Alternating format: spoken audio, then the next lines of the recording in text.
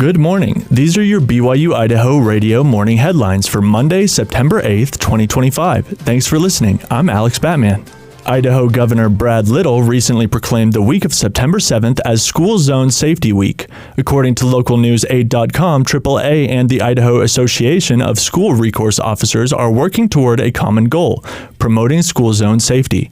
Some safety tips for drivers include looking for signage and flashing lights that indicate the location of the school zone, slowing down and actively scan for the road for children. Never overtake a stopped school bus with flashing lights. It's dangerous and illegal. Follow directions from crossing guards and teachers. If possible, design your route to avoid residential neighborhoods and school zones and to ditch the distractions. Safety tips for students include, before crossing the street, look left, then right, and then left again. The closest vehicles will usually come from the left. Avoid darting between cars. Cross at crosswalks. Step back at least 5 feet from the street while waiting at a bus stop. Never board or exit the bus until it comes to a complete stop.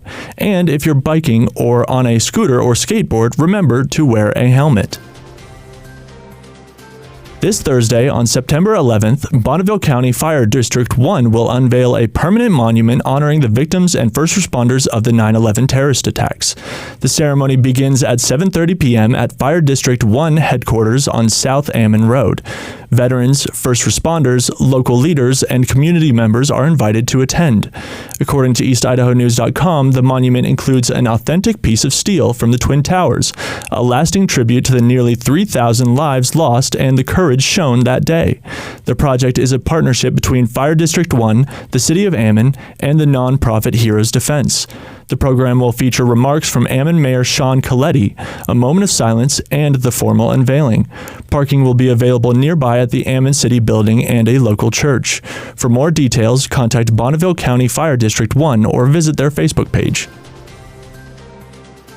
Idaho is moving closer to its first execution of a female inmate after the state's highest court denied an appeal from Robin Rowe, convicted of killing her husband and 2 children in a 1992 house fire.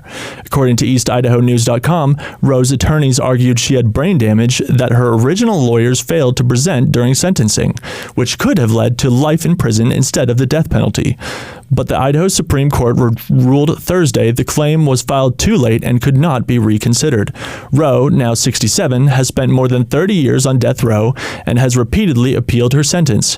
She is the only woman among Idaho's 9 death row prisoners. Executions in Idaho remain on hold while the state builds a new execution chamber for firing squad use, expected to be finished in 2026.